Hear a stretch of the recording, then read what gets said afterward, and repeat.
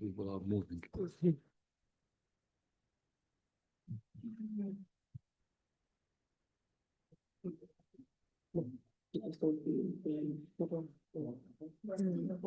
So we can show a bit more slow on this one.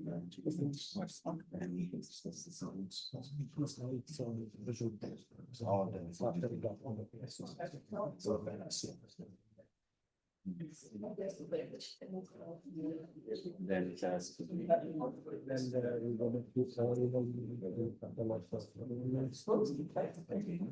No. He knew that. Yeah, we changed. Okay.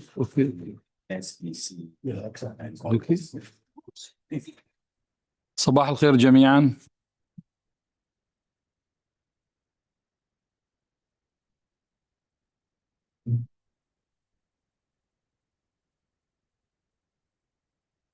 نيابة عني وعن أعضاء المنظمة العالمية للأرصاد الجوية أعرب عن خالص تضامننا مع الجمهورية الفنزويلية أثر الزلزالين اللذين ضرب البلاد وأسفر عن وفاة وإصابة عدد كبير من الأشخاص، إضافة إلى أضرار مادية جسيمة.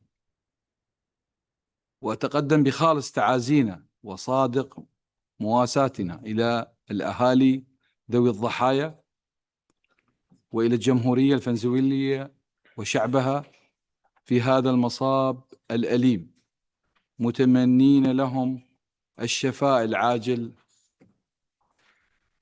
لو سمحتم ممكن دقيقة صمت على الضحايا.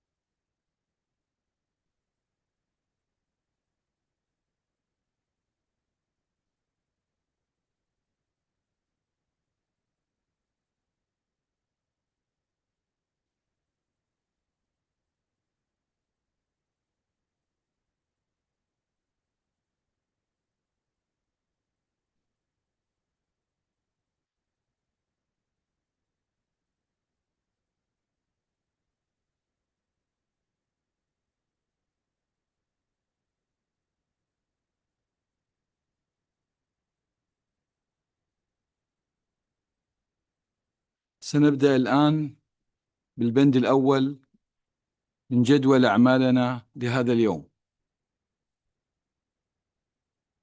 البند 5.9 النظر بتقارير الرقابة. وأود أن أذكر السادة الأعضاء بأن مسودة مشروع 5.9/3 قد تم اعتمادها خلال جلسة يوم الثلاثاء، ومسودة مشروع الإجراء 5.9/2 تم اعتمادها بالأمس، وعليه فإننا سنناقش اليوم فقط مسودة مشروع الإجراء 5.9/1. إذن ننتقل الآن للمناقشة. مسودة مشروع الإجراء 5.9/1 بالإضافة إلى وثيقة المعلومات 5.9/1 بين قوسين والمتعلقة بتقرير لجنة التدقيق والرقابة. أدعو ممثل لجنة التدقيق والرقابة لتقديم هذه المسودة. تفضل.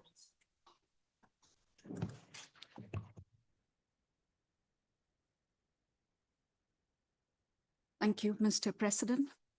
Distinguished members of the Executive Council, ladies and gentlemen, a very good morning to all. On behalf of the Chair of the Audit and Oversight Committee and my fellow committee members, I have the privilege of presenting key aspects of the recent AOC session report. I'll be concise. 3 areas for your attention. First, WMO's financial position. The immediate context is well known. A major member state has remained in arrears on assessed contributions for 3 consecutive financial years now. This has placed significant pressure on cash flow management. The AOC commends management's decisive actions and cost containment measures. The Secretariat has been restructured. WMO Commons initiative is starting to mobilize additional resources. The host country has provided important relief through 2 years of loan repayment forgiveness. Notwithstanding these measures, continuity of operations through the second half of 2027 is contingent on a near full drawdown of WMO's emergency savings, the working capital fund. Our advice is to designate a minimum emergency working capital threshold when considering the task force recommendations. The AOC had asked for a KPI framework to track the effectiveness of recent transformation. The Secretariat has presented a framework that combines backward-looking efficiency indicators and forward-looking risk indicators. The AOC will oversee the first results as they come towards the end of 2026 and report back to the EC. On this subject, finally, the AOC supports avoiding any further workforce reduction through the financial year 2026 to preserve employee motivation and productivity that is vital to sustain delivery under financial stress. Second, 4 oversight matters requiring the Council's attention. First, travel spending. 60% of WMO's travel budget goes to member representatives and other non-staff travelers. In nearly half the cases the Internal Oversight Office checked, there was no proper documentation on travelers' eligibility or the purpose of travel in accordance with the EC rules. That is a risk, and we have asked for a full review. Second, staff performance reviews. The system of reviewing staff performance is not working. Very few staff members completed their appraisals on time. Ratings show almost no spread, and the HR system in Quantum remains underused. This makes it hard to manage accountability and needs urgent fixing. Third, the oversight team. As you know, the Internal Oversight Office has 3 pillars: audit, investigation, and evaluation. However, IOO currently has no dedicated resources for evaluation and investigation. AOC maintains this as high risk, and the need for the independent oversight is higher during crisis. Problem 4, the IT system risk, which I understand the EC has extensively deliberated upon. The audit challenge around WMO's financial system, Quantum. It is a UN-wide issue. WMO remains exposed, and the AOC continues to raise this at the United Nations level and also with the JIU. Third relates to the governance matters. The Joint Inspections Unit's independent review concluded that the WMO's governance architecture requires modernization. It makes 12 formal and 33 informal recommendations, including the roles of FINAC and the AOC. The AOC remains available to assist the EC, the task force, and the Secretary General in the analysis and implementation of these recommendations. Simultaneously, the AOC also completed its own self-assessment and a stakeholder survey. Administered by the Office of Internal Oversight, across 3 groups: the Executive Council, WMO staff, and the AOC members. The AOC would like to thank all the participants for their candid and constructive advice. A key theme: both AOC and FINAC would benefit from a more forward-looking and strategic advisory posture. In response, the AOC intends to sharpen the delineation of the AOC's mandate to ensure clarity of purpose and avoid overlapping of mandates with FINAC. More concretely, we will invite FINAC members to participate in select AOC sessions, reducing duplication and improving our mutual understanding. We will also strengthen the membership induction and improve information sharing protocols from the very outset. This is our chance to modernize together. In conclusion, Mr. President, the AOC offers the following assessment to the Executive Council. WMO finances are stable, but they remain fragile. We have a clear oversight gaps to fix with management's commitment and clear action plan. Governance reform is an opportunity and not a threat, and the AOC is committed to constructive collaboration with FINAC and serving the EC with independence and rigor. I would like to take this opportunity to thank the Secretary General, the members of the Secretariat, External Auditor, the JIU, and the United Nations Ethics Office for their professionalism and constructive engagement during the period covered by this report. Mr. President and the distinguished member of the Executive Council, thank you for your attention. I now invite any questions the Council members may have. Thank you. شكرا لك سيدتي، والمجال مفتوح لأي ملاحظات أو أسئلة. تفضلوا.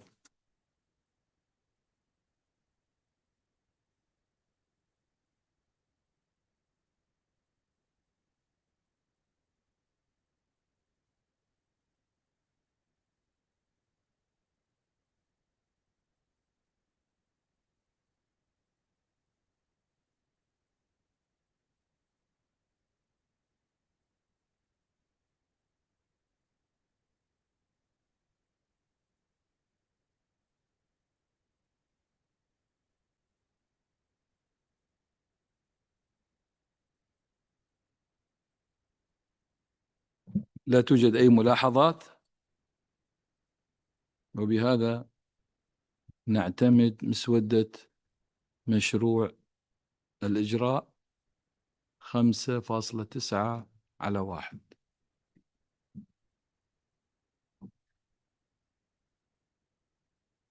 الآن أود أن أدعو الدكتورة آسيا لتقديم مسودة مشروع القرار 5.9/1. تفضلي.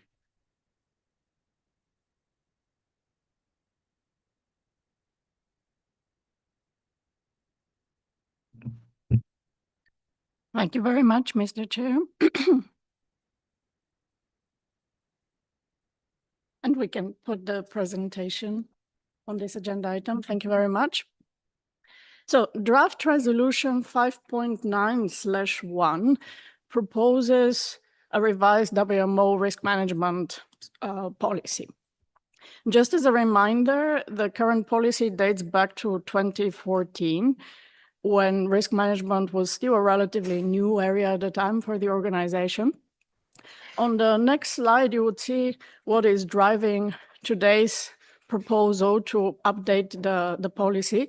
And there are basically three drivers for this. First, the architecture and the processes for risk management have matured significantly since 2014. The organization now has developed a full risk management framework. It has operationalized the 3 lines model. It has strengthened alignment with COSO and ISO standards, and also embedded risk appetite through an earlier decision of the Executive Council. Second, the organization has advanced on implementation. Risk management is now broadly across the Secretariat implemented, but also has progressively been incorporated in the work of constituent bodies. You would find in the information related to this resolution examples from the work of CIRCOM, which used risk management in the adoption of the new technical regulations. Also, the Technical Coordination Committee, which used risk management for the Early Warnings for All initiative. Most recently, the task force used risk as the major criterion for the prioritization that has been presented earlier this week. Strategic foresight, as you know, is now part of the approach to the strategic plan. And last but not least, as a third driver, the organization is facing today a more complex and fast-moving environment that is bringing and generates risks to the organization, but also a lot of opportunities. And all of this requires a more anticipatory, more forward-looking, and more resilient-oriented approach and policy. On the next slide, you would see the key improvements and alignments of the policy. It responds to the drivers that I just mentioned, and what it mostly does is to reposition risk management as a key organizational capability, as a way of navigating in a complex, as I said, environment and a fast-changing world. The main improvements, as you can see here from the slide, is that it is now more strategic, more anticipatory, more modern. It places foresight and resilience at the policy level, and in the lines with ISO standards, as I mentioned earlier, COSO, the 3 lines model, and last but not least, JU recommendations on enterprise risk management in the UN system. On the next slide, you would see the 5 elements around which the policy is structured. We have first purpose and context. It frames risk management, as I said, as the way to navigate uncertainty and seize on opportunities. The second element is objective and scope. The policy embeds risk management across the organization within secretariat and constituent bodies. The third element are the risk categories. Here we do not have particular changes. We remain with the 4 categories of risk, and we have a number of subcategories defined in the WMO risk catalog.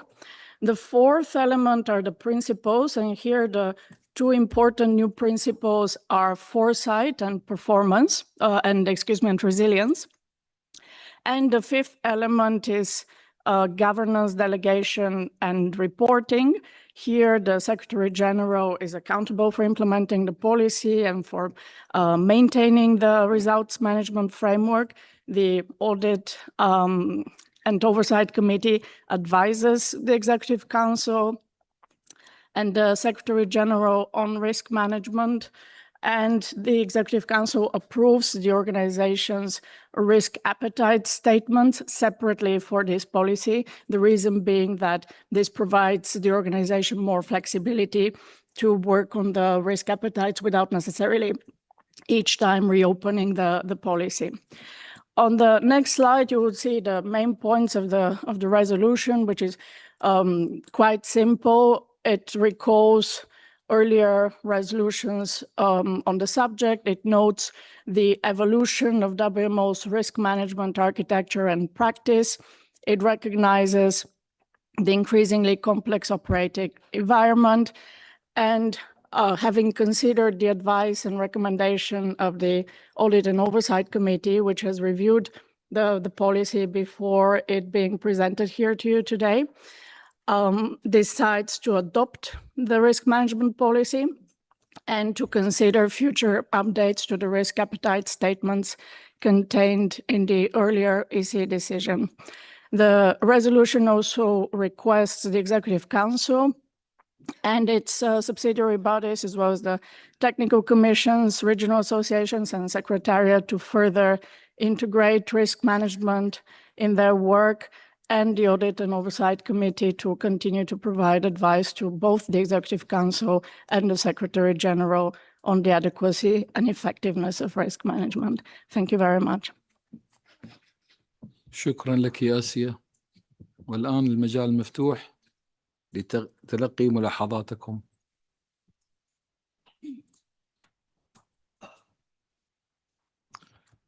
جراهام تفضلي. Thank you and good morning.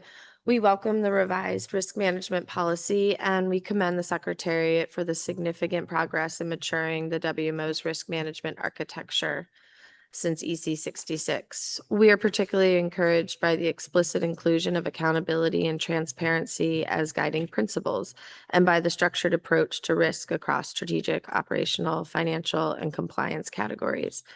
We note that while the Secretary General bears accountability for implementation, the policy could more clearly articulate how accountability cascades below the Secretary General level.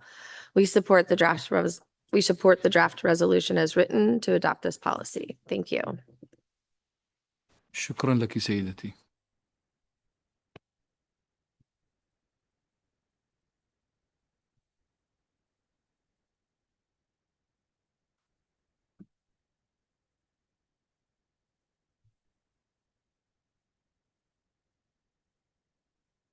إذن لا أرى أي ملاحظات، وبهذا نعتمد مسودة مشروع القرار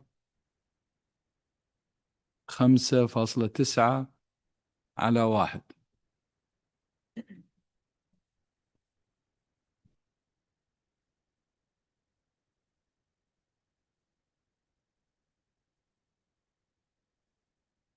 الآن أود أن نعلن عن الأعضاء الذين تم اختيارهم لفريقي العمل.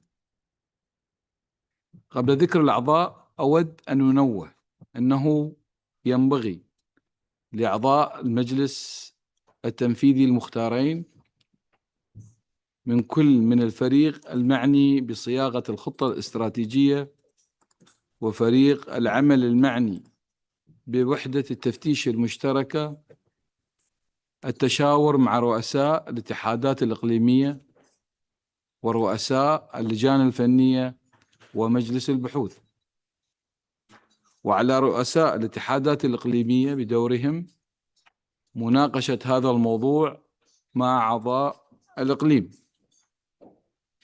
بما يضمن تقديم المساهمات والآراء التي تمثل وجهات نظر أقاليمهم.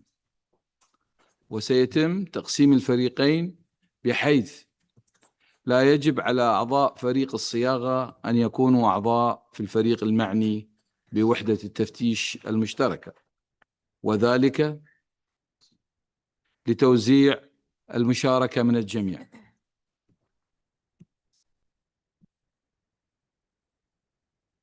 أولاً، فريق العمل المعني بالصياغة بقيادة الدكتور رور سكالن،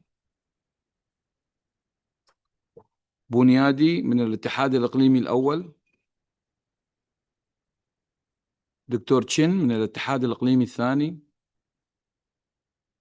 السيد أنطونيو والسيد كارلوس من الاتحاد الإقليمي الثالث، السيد كينيث والدكتور ألبرت من الاتحاد الإقليمي الرابع. الاتحاد الإقليمي الخامس سوف يحدد العضو لاحقا، البروفيسورة بيني والسيدة فيرجيني من الاتحاد الإقليمي السادس.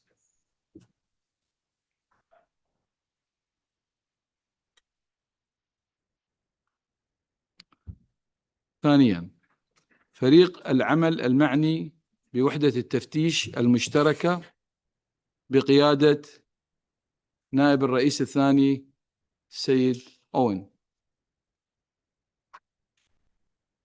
السيد إدوارد موريكي من الاتحاد الإقليمي الأول، السيد نيمورا من الاتحاد الإقليمي الثاني، السيد أنطونيو من الاتحاد الإقليمي الثالث، الدكتورة سيسيل من الاتحاد الإقليمي الرابع، الدكتور ستيوارد من الاتحاد الإقليمي الخامس، والدكتورة سارة جونز من الاتحاد الإقليمي السادس.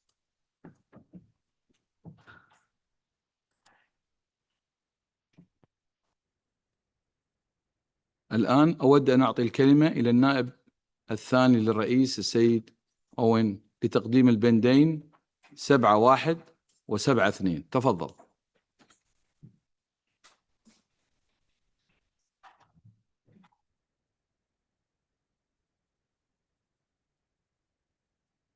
Thank you very much.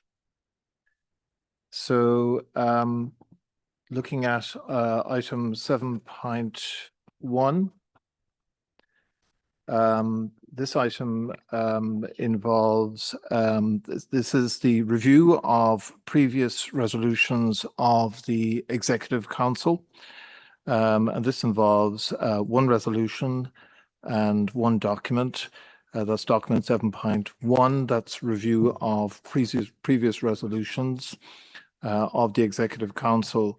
And it also involves an information document, INF 7.1, that's the status of previous resolutions of the Executive Council. So I'm going to give the floor now. I see that Giacomo and Jennings have arrived on the podium. So I'm going to give the floor now to Jennings to present this agenda item. Thank you very much.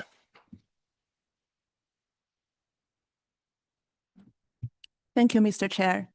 Good morning, everyone. I have the pleasure to present the agenda item 7.1 on the review of previous resolutions of the Executive Council. And if we move to the next slide, before entering into a more specified analysis on this agenda item, I would like to first provide with you some background information on this agenda item of the review of previous resolutions. So within the United Nations, within the context of the UN 80 initiative, the UN Secretary General has issued a report of the mandate implementation review. In this report, it outlines some of the major issues or challenges identified at each phase of the mandate life cycle. That is from mandate creation to mandate implementation and mandate review. And this report also proposes some solutions or principles to address these challenges. And then an informal ad hoc working group was established to consider the proposals in this UNSG report, to identify the principles and follow-up actions to improve the creation, the delivery, and the review of mandates. The final report of this informal ad hoc working group, now is the ad hoc working group, was adopted through the UNGA resolution on the 31st of March, 2026. This final report outlines proposed measures to strengthen the mandate implementation. Now, within this organization, within WMO, we would like to share with you, dear members, that the mandate review is not a new topic. Rather, it is a long-standing existing practice that the organization has been doing ever since its establishment. And most recently, through the Resolution 21 of EC 79, the Secretary General has been requested to undertake analysis and propose the consolidation of the mandates established by the constituent body resolutions and to present the results to the TCC and PAC for review and subsequent consideration by the EC and Congress. Already in last year, in 2025, at the second session of the TCC, it has already undertaken a preliminary review of the technical mandates established through the EC resolutions adopted from June 2023 to June 2025. And also in this year, in April, at the joint session of the PAC and TCC, they reviewed the status of the WMO mandates arising from the EC resolutions established from 1951 to 2025, and agreed with the principles for mandate creation, implementation, and review. So in the next slide and the upcoming slides, I would like to focus on the major issues that the Secretariat has identified at each phase of the mandate lifecycle. So we will first start with mandate creation, the beginning of a mandate. So in total, the EC has adopted 2,007 resolutions, out of which 95 are kept in force. That is less than 5%. Comparatively, Congress currently have 15% of the mandates that the resolutions that remain in force. But this difference can be justified by the longer intersessional period that Congress has compared to the EC. And now from Figure 1, which presents you the total number of the EC resolutions adopted and kept in force. And from the purple dotted line, we can observe that there is a gradual declining trend in the number of the resolutions over time. And also in Figure 1, if we zoom in a little bit and focus on the orange column, the orange bar, which presents the number of the resolutions that are kept in force, we will be able to observe that the vast majority of the resolutions in force originate from the last decade. This is because this organization has been doing the systematic review of the previous resolutions. And also if we focus on figure 2, which provide you more detailed information on the mandates, the number of the mandates arising from the EC resolutions in force. Mandate here refers to a series of tasks or requests directed to specific bodies or individuals established through the standalone resolutions. You will be able to find them in the operative part of a resolution. So there will be cases where one resolution carries multiple mandates or carrying 0 mandate if there is no specific request directed to a specific body or individual. Currently, we have 85 EC resolutions carrying out 196 mandates under implementation. And in the next slide, we notice that when creating a mandate or assigning a task to the technical commissions, regional associations, or additional bodies, it may entail the establishment of subsidiary bodies. And such a decision rests within the corresponding body, but there is a need to consider the efficiency and affordability of the work. Currently, we have observed 2 major challenges. The first being the creation of additional subsidiary bodies where the new tasks can be assigned to existing bodies that have similar mandates. The second one being the unplanned financial resources for the establishment of the additional bodies. However, we are pleased to find that through the figure 3, which shows you the evolution in the number of the subsidiary bodies from the 17th to 19th financial period, we have observed a slight declining trend in the number of the subsidiary bodies, especially if we compare with the previous 17th and 18th financial period. As you can see in the red bar that you see at the end, which shows you the total number of the subsidiary bodies. The next slide presents another observation, that is 19% of the mandates are currently assigned to multiple bodies. This is appropriate, especially for cross-cutting matters, but even in those cases, mandates do not clearly designate a lead entity or specify the division of the responsibilities. This would have an impact on the mandate implementation or mandate delivery, which is the next phase of the mandate lifecycle. It will lead to coordination gaps, duplication of efforts, and delays in the reporting. And often, shared responsibility without defined leadership weakens the accountability. So with all these considerations in mind, in the next slide, the Secretariat has proposed 4 principles for consideration when creating a mandate. The first being clarity, precision, and time-bound formulation. The mandate should explicitly indicate the timeline of the requested actions. The second principle is to have clear allocation of the responsibility and leadership. We need to first avoid assigning identical or overlapping tasks to multiple bodies without clear delineation of roles. If there is a need to involve multiple bodies, we need to designate a lead entity to make sure that mandates are delivered and reported appropriately. The third principle is to have the alignment with available resources.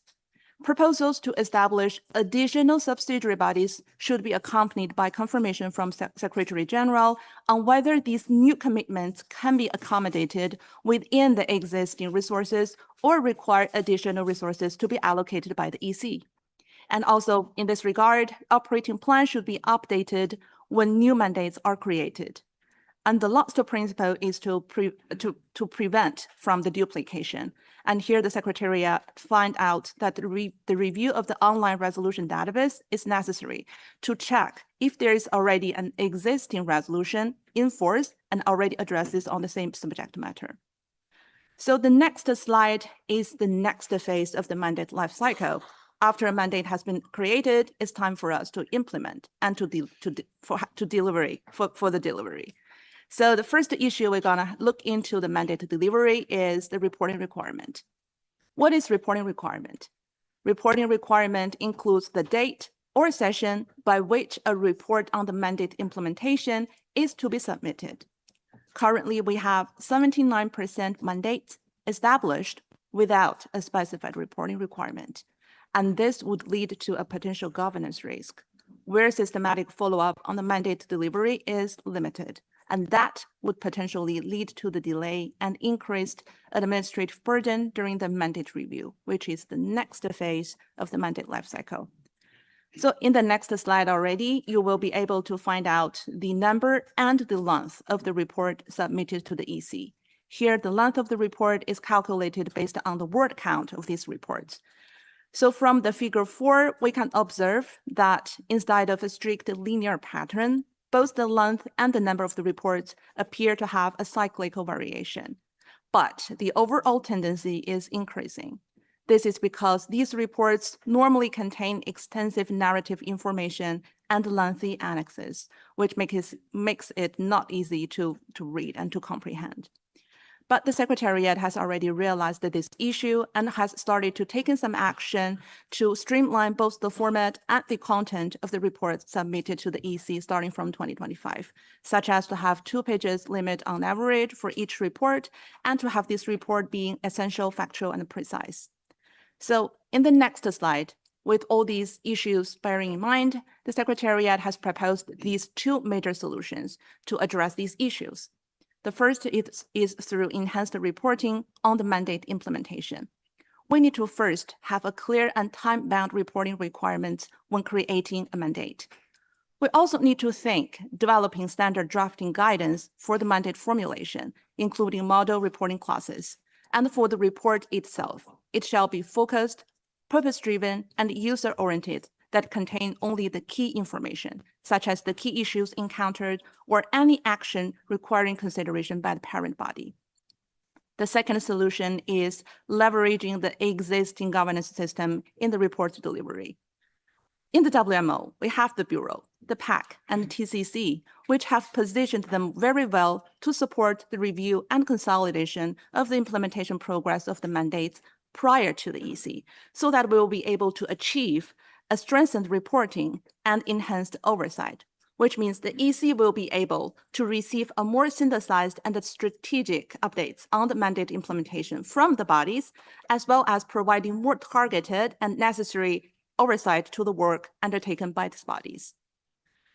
So the next slide is the last phase of a mandate, which is mandate review, which is currently done within the organization through the review of the previous resolutions. The existing practice is that the Secretariat maintains the records of these resolutions, and it has been put on each ordinary session of the EC to review the previous resolutions. And according to the rules of procedures of the Executive Council, all the resolutions shall be incorporated as far as possible in any subsequent resolutions on the same subject. Resolutions thus incorporated will not be kept in force. For the resolutions that are partially obsolete, they should be replaced by revised text containing only those parts to be maintained in force. And also, where applicable, these resolutions shall be incorporated into the WMO official publication. The issue that we have identified, though, at this stage is the delay in the mandate review. Mandates remain formally in force longer than operationally necessary. So here we have an example from the 1950s that it contained information intended for incorporation into the general regulations, but now this incorporation process is unfortunately still ongoing.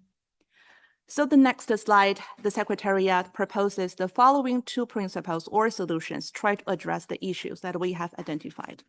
The first is maximizing the existing mandate review system with clear sunset provisions.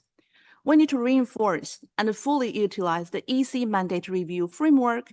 For the all new and renewed mandates, they should include clearly defined review provisions. We can also think to introduce a comprehensive mid-cycle review between the financial periods to identify the mandates that are inactive, duplicative, fully implemented, or overtaken by changed circumstances. The second solution is to have timely and transparent communication with the members. In addition to keep annual update to the online resolution database and the WMO number 508, we need to think to establish more proactive and accessible communication mechanisms to make sure these results are transferred to the members in a transparent and timely manner. So to wrap up, in the last slide, the final slide that I have, we would like to provide you with 2 major conclusions. The first is, within the life cycle of a mandate, the creation, implementation, and review are distinct phases but shall not be considered in isolation because they are inherently interlinked and mutually reinforcing.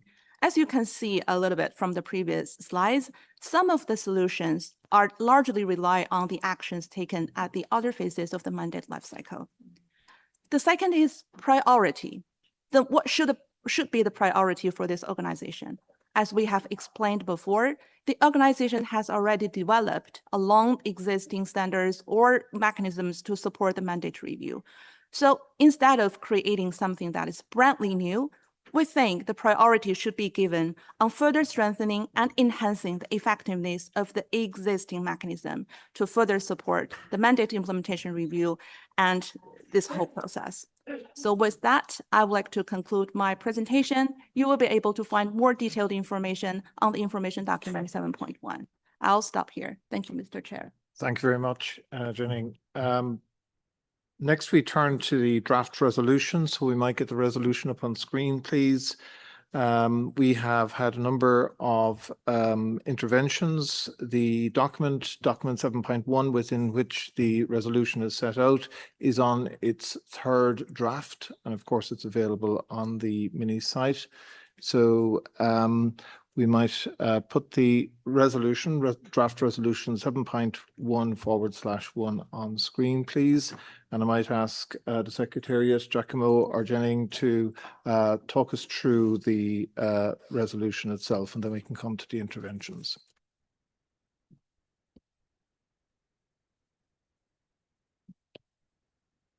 Thank you, Vice President. So the resolution has received some input, if we scroll down a little bit, mainly proposing to introduce, in line with the presentation, introducing a new set of criteria for analyzing the resolutions.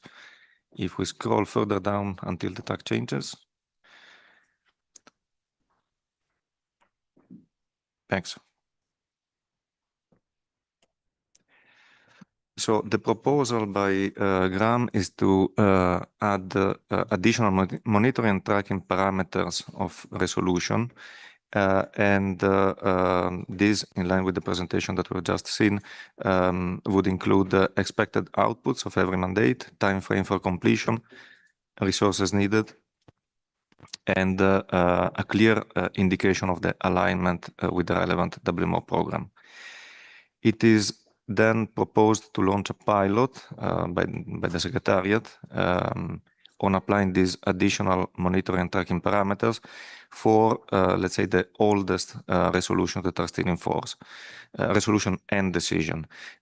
Decision, however, that as a decisional tool have been introduced only as of EC 68. So that's why there is the proposal up to EC 68 included. And then the request is to report back to EC 81. And therefore, there is also a request to the Secretary General to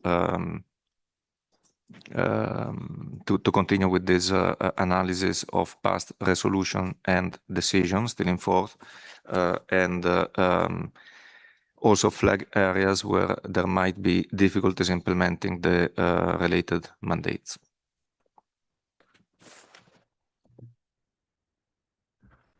Thank you very much. So that's the first suggested change to the document.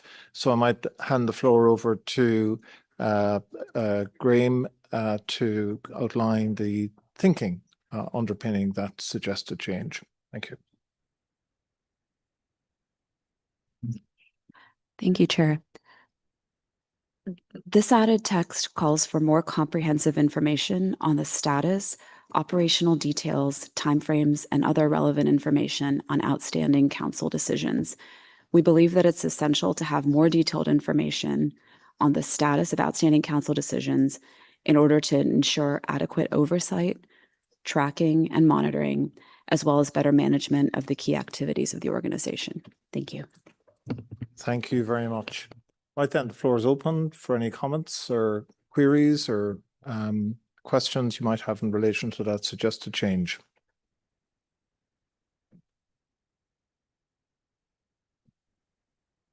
I don't, oh, sorry, Sarah. Dr. Jones. Thank you. Thank you, Mr. Second Vice President. Thank you, Owen. So I think the motivation behind this request to have adequate oversight and to be aware of what's happening is understandable. But the detail of the request has me a little concerned that we need to have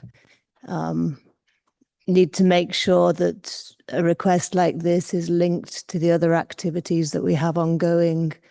Looking at the reviews that are ongoing of the governance, looking at risk management development and other aspects. So maybe it would be better to first of all request a methodology to be developed that is then connected with all of the other reporting systems we have, and the methodology to be presented to EC 81. And then we can make sure we're aligned. We're doing a lot of work on strategy, on the JIU report, on the risk register and everything like that. So that would be just a thought I have on reading this. Understandable request for additional instruments to make sure we're doing our job as Executive Council, but also the concern that we don't want to be getting into too much detail and trying to micromanage our organization. Thank you. Thank you very much, Sarah. And would you have a suggested change to the text you have in front of you to capture that perspective? I was not that quick. Give me a minute or two. Right then, thanks very much. Anybody else seeking the floor on this particular change? Virginie Schwartz, alternate. Merci, Monsieur le Chair. Madame Schwartz remercie le secrétariat pour sa présentation et cette proposition de résolution. Plus largement, elle soutient le travail engagé en cohérence avec l'initiative ONU 80. Cette semaine, nous avons beaucoup évoqué le besoin de prioriser les tâches compte tenu des ressources disponibles limitées. Et à ce stade, il semble compliqué pour Madame Schwartz de confier des tâches additionnelles au secrétariat. Elle s'inquiète en effet de la charge de travail que la proposition soumise par M. Graham représenterait, parce que les six prochains mois vont être particulièrement chargés avec l'animation de la task force sur la gouvernance qui étudiera les propositions du GIU, avec le comité de rédaction qui travaillera sur le plan stratégique, avec la préparation du budget pour le prochain quadriennal, ainsi que le plan opérationnel, et bien sûr la préparation des différents comités, PAC, FINEC, Conseil exécutif, en amont du Congrès. Compte tenu de ce calendrier, il lui semble préférable de reporter cette revue au prochain quadriennal, une fois que la période de transition sera passée. Il lui semble que le point 2, qui apparaît à l'écran juste au-dessus, donne plus de flexibilité sur le calendrier et Madame Schwartz préfère ainsi conserver le projet de résolution tel qu'il était proposé dans sa seconde version. Je vous remercie. Thank you very much. Anyone else seeking the floor? Penny Indrisby's alternate. Thank you, Mr. President, and thank you to the Secretariat for the very thorough analysis that they have done. It is very good to see that information and very helpful. And we particularly welcome the guidance that we will get in future on how to draft mandates so that we don't have them in force forever. So thank you for that. I too am Professor Endersby is also concerned about the workload that we are putting on the Secretariat between now and EC 81. Yesterday, this week we have already asked the Secretary General to work on the Tier 2 activities, and we've also got the various task force and working groups that are ongoing. And I think a lot of that, together with the development of the operating plan and the maximum expenditures probably falls to a similar group of people within the Secretariat.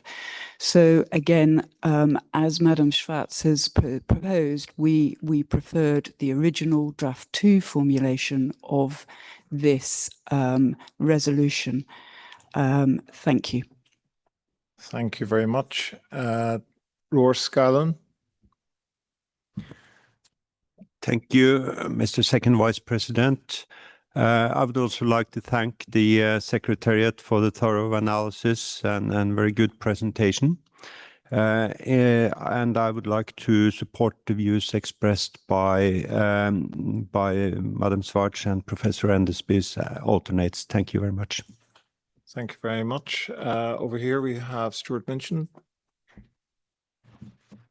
Thank you, Chair. I think that my comments would align also with Ms. Swartz and Endesby's interventions. The reason being, I think actually the picture presented by the Secretariat is actually reasonably positive in terms of having a relatively small number of historical items to deal with. And I just feel that given the busyness over the next 6 months, that putting it off a little way is not going to be too problematic for us, because we're already in a pretty good shape. It's work that will have to be done, but possibly to be done in the next session.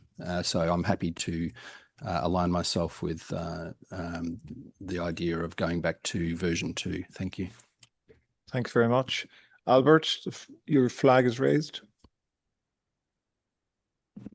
Thank you so much, Mr. Vice President. Let me take you back to some EC and Congress back, where we start looking at the different resolutions that were in force. At the time, we conclude there were about 700. So I like to thank the Secretariat for working it out, and that today we can talk about approximately 80 resolution decisions and decisions that are in force. So thank you so much for the work of the Secretariat by narrowing down the whole amount of resolution decision and so on.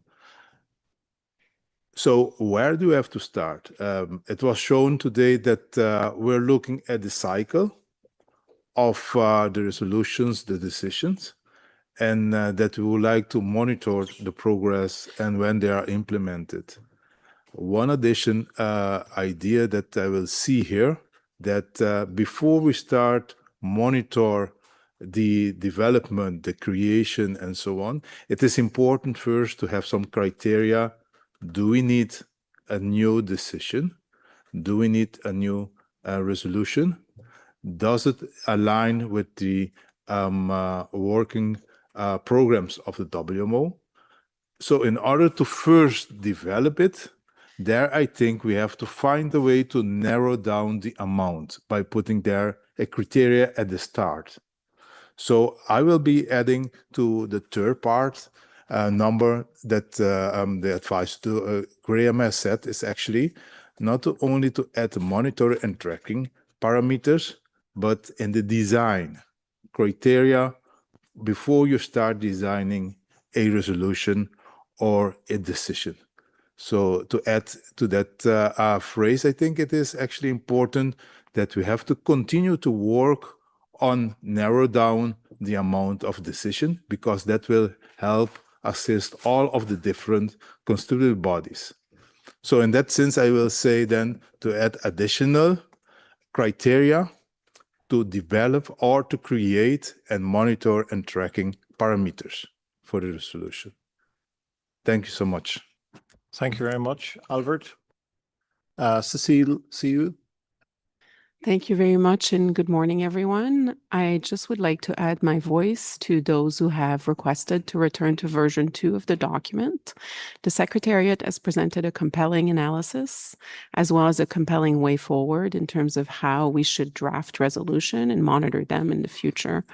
In terms of cycle, we are about probably to enter into a cycle where where we will have more resolution as we implement the JIU recommendation pending the recommendation of the task force. So I think it is important for us to take in what the Secretariat has shown to us today, move forward with new resolutions, implementing their recommendation, learning from that before we look back. So I'd like to join the voice of others who have requested that we go back to version 2 of the document, please. Thank you. Thank you very much. I see Dr. Sarah Jones is seeking the floor.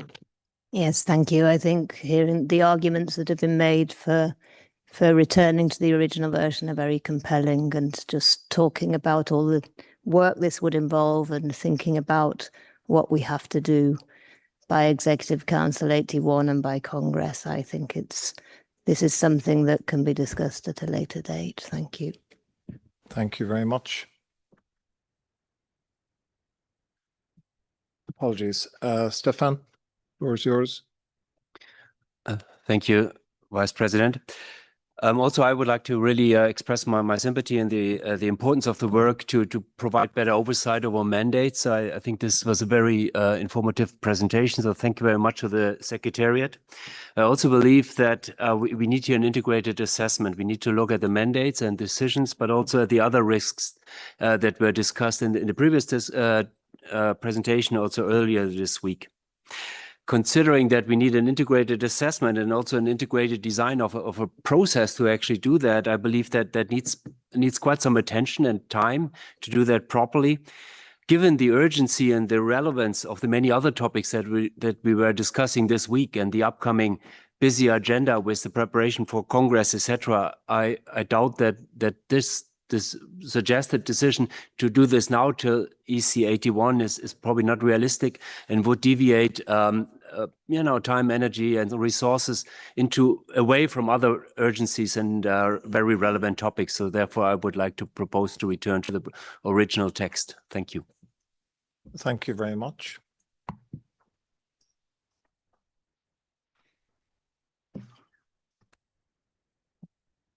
Elena, I'm suffering from flag blindness. Elena, the floor is yours. Thank you so much, Chair. Also myself, I propose to maintain the original text due to the very short time between this Executive Council in order to implement guidelines for the additional monitoring. Yes, thank you. At this moment, thank you so much. Thank you very much. Yes, Ken Graham's alternate, your flag's up.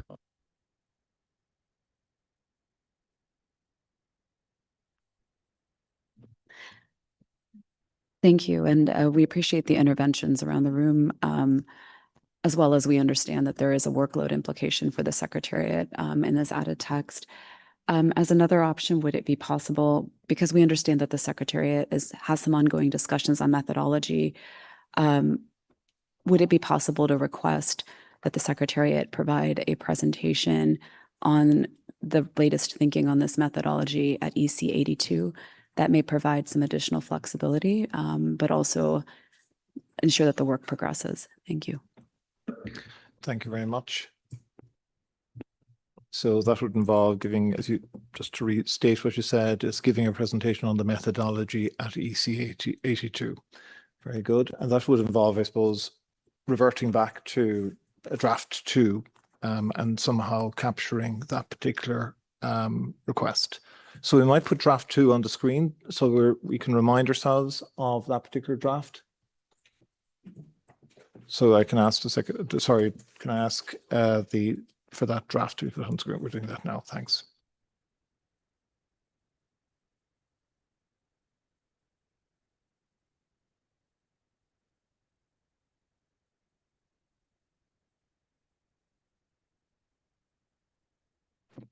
And we might scroll down to the relevant section, please.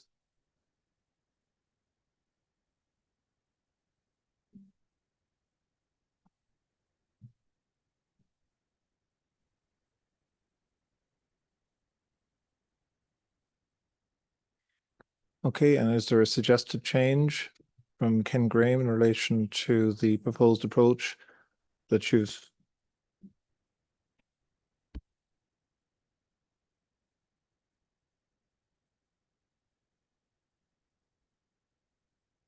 Could we increase the size of the text on the screen, please? It's a little hard to read at that size.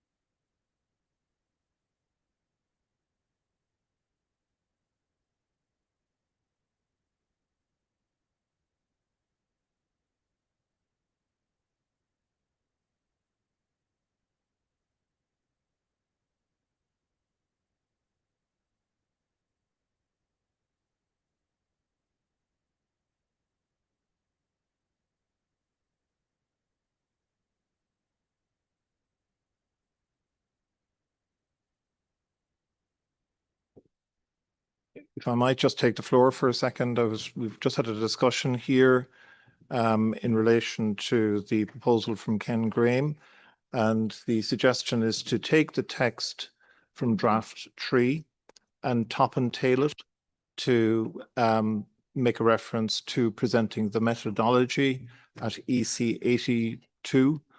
So that captures the additional parameters that you're interested in and around which a discussion has taken place, but also then defers action in a specific way to provide a presentation on the methodology. And that captures the criteria, suggestions, and your original text. Does that seem like a reasonable approach?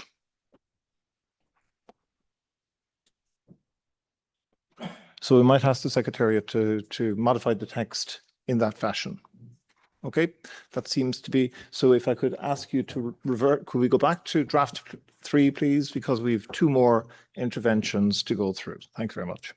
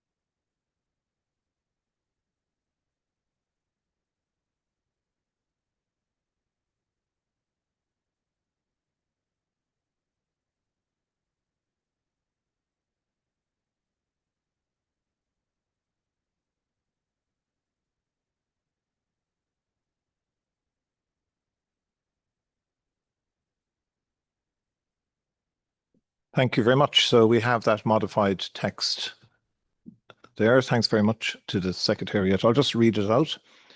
So I should just read section 3, Giacomo, I presume. That section, the part 3 of the requests is as follows: to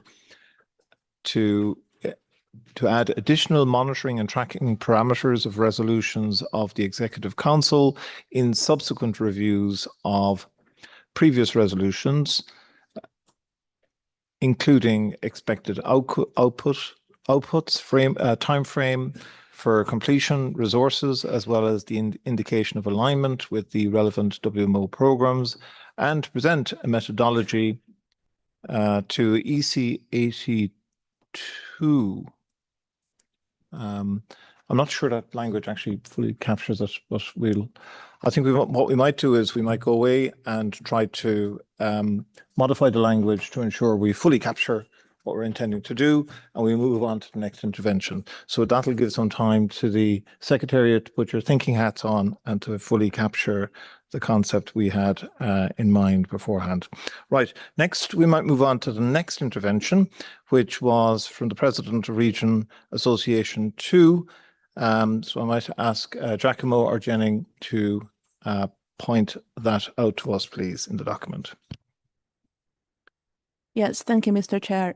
So the amendment proposal from the President of RA2 is to add to the request to the SG, the President of Technical Commissions and Regional Association, as the chair of the bodies reporting to the EC, and to include in their annual report to the EC session the areas where they're encountering the challenges. And the Secretary believes that this is in line with our analysis. As we mentioned before, this report should be concise and containing only those key informations to be presented at each ordinary session of the EC, such as the key achievements or the major challenges they are encountering in the implementation phase of the mandates, and also some of the required actions that worth consideration by the parent body. So that is in line with our analysis. Thank you, Mr. Chair. Thank you very much. Could I ask President of Region Association 2 to take the floor and to outline the thinking behind that suggested change, please?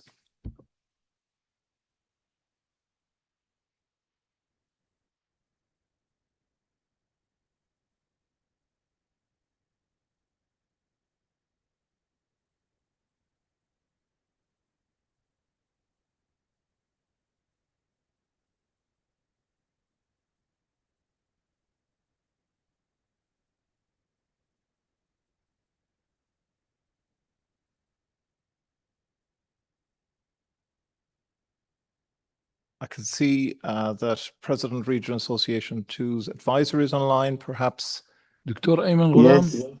تفضل Yes, دكتور yes. أيمن غلام. I'm sorry, I had technical unmuted now. I'm unmuted now. You're here now. شكرا جزيلا. نحن كنا نرغب في أن تكون تغييراتنا لصالح المنظمة، لكننا في النهاية نحن عائلة واحدة ويجب أن نتفهم آراء الجميع، فليس لدينا أي موانع من التغييرات التي حصلت والتعديلات. شكرا لكم. Thank you very much. Right then, anybody any comments on that suggested intervention? I don't see anyone else seeking the floor. And the Secretariat also had a few other minor changes to the document. You might just, for transparency, outline those to the Executive Council, please. Yes, thank you, Mr. Chair. If we could go up a little bit to the document, the Secretariat proposal, I'm sorry, is the second part of the request to the SG. Yes, stop here, please. Thank you. So the Secretariat proposal is to the second request to the Secretary General to present to future sessions a proposal for the consolidation of the previous resolutions. So here, the rationale behind is taking into consideration of the ongoing activities, as most of the members in the room have already raised, that the Secretariat believes that this would allow us to have more flexibility to do this consolidation process and to maximize its contribution to the mandate implementation review, such as taking into consideration of the outcomes of the upcoming task teams work on the implementation of the GIU recommendations, and as well as some of these proposed criteria raised by Mr. Graham about these monitoring and tracking parameters. So we think all these can be a good reference to our consolidation process, hence the Secretariat proposal. Thank you, Mr. Chair. Thanks very much.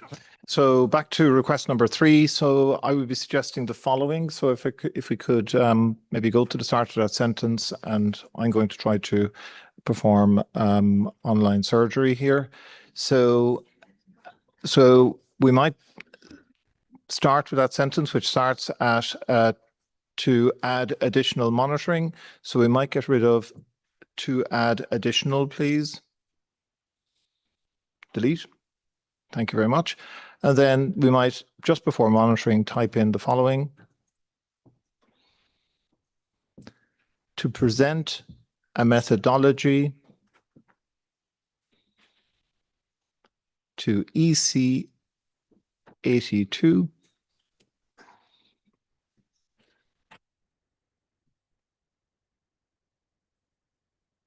on the monitoring on the sufficient. Thank you. So, no, sorry, get rid of sufficient. Thank you very much. Thank you very much. So I'm just reading this through and we're going to delete what we don't need. To present a methodology to EC 82 on the monitoring and tracking parameters of resolutions of the Executive Council in subsequent reviews of previous resolutions, including expected outputs, time frame for completion, resources, as well as the indication of alignment with the relevant WMO programs. And you can delete from there on in then.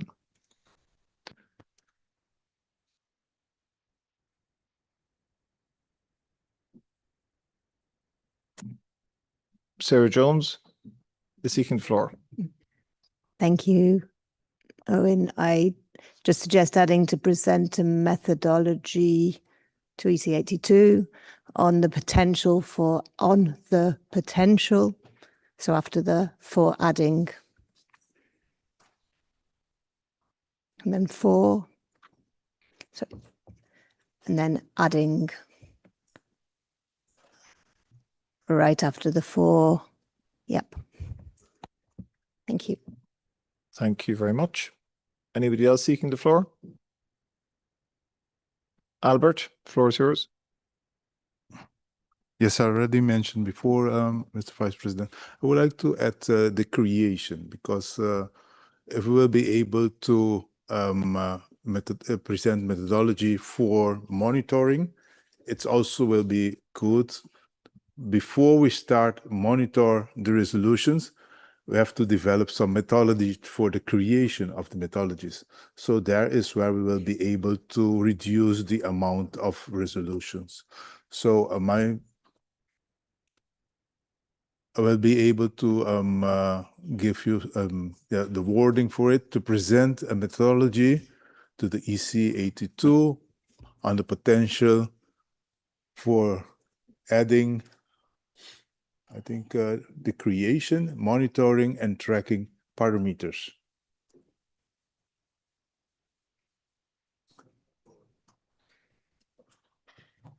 Thank you very much. Thank you, Albert. That's a very important point. I might hand over to the Secretariat to address that particular perspective. Yes, thank you, Mr. Chair, and thank you for Dr. Martis for your proposal. Indeed, we notice that it's really important for us to have these objective criteria parameters to be applied to the creation phase of the mandate indeed. However, the text that we're showing here in the parenthesis 3 is talking about the review phase of the previous resolution. So basically, these are two distinct phases that we're talking about: the review of the previous resolutions, these parameters to be applied at this phase. So we think it might not be a best fit in this paragraph, but what I would like to provide with you, Dr. Martis, is that within the Secretariat, when we create a resolution or a decision, we will be checking our existing online resolution database to see if there is already an existing resolution or decision that talks about or addresses on the same subject matter. So it is already a methodology that the Secretariat has been doing, and we will continue to do that for sure. But here, since we're talking about the review phase of the previous resolution under this agenda item, so we think we can think of a smarter way to incorporate your idea in our daily work on this, if that helps to clarify. Thank you. Thank you very much, Jianing. Albert, again. No, thank you so much for giving me the opportunity again. I think then it's important to take note of it and find a way how to develop that. I don't know if it should be a resolution, but more a criteria, and maybe it will be in the guidelines for the development and adoption of resolution. Maybe there is where we will be have that part. It will be a paragraph where you develop some criteria for the creation of the mandates. Thank you so much for your assistance. Thank you very much for that. So has anybody any objections to the text that is being proposed here in relation to requests? Oh, sorry, Ken Graham's flag is up.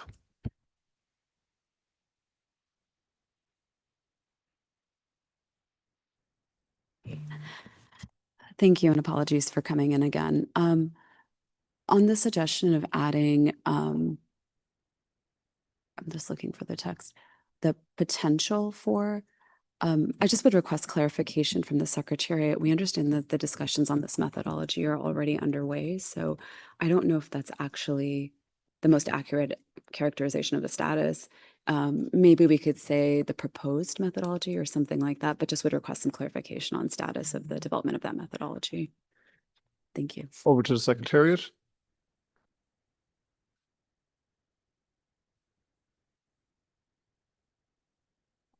Thank you, Mr. Chair. Yeah, thank you for the question raised by the alternate to Mr. Graham.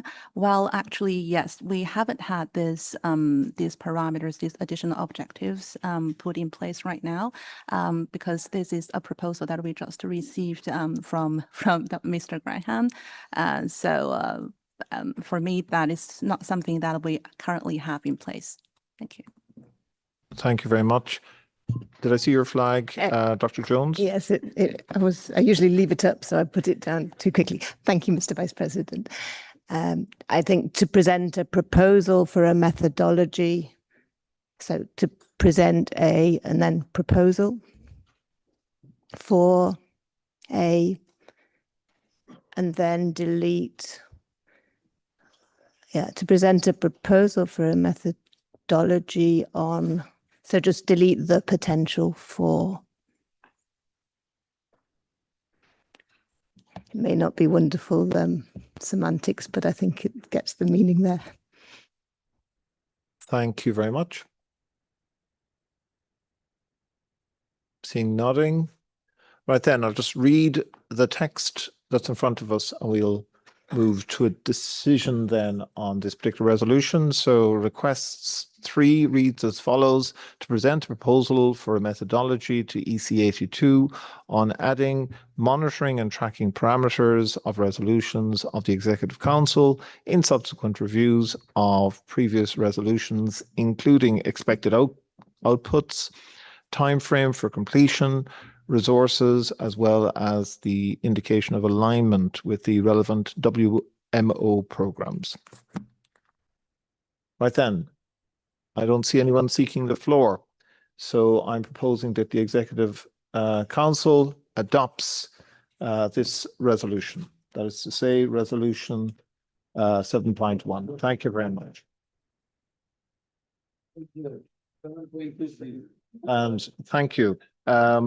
Right then, so we move on to item, oh, sorry, we have Ken Graham seeking the floor. Thank you, Mr. Vice President. And we ask your indulgence to make a statement related to the approved agenda item 4.1 from earlier this week. We disassociate from consensus on decision 4.1/1 because our member state remains concerned that elements of the UN development system have become overly fragmented, bureaucratic, and insufficiently focused on unmeasurable results. UN development efforts should be streamlined, accountable, country-driven, and aligned with supporting self-reliance rather than expanding institutional mandates. Thank you. Thank you very much. I presume that should be through the President rather than through the second Vice President, I think. So, yep. Is it okay, Abdullah? Yep. Okay, thanks very much. Right then, we might move on now to the next item on the agenda, which is item 7.2.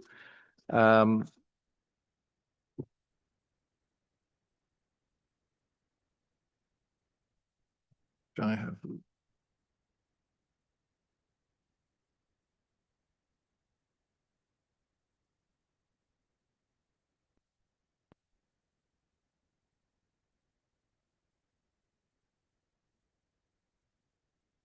Right then, so this item 7.2 relates to subsidiary body and focal points of the Executive Council, structure and membership.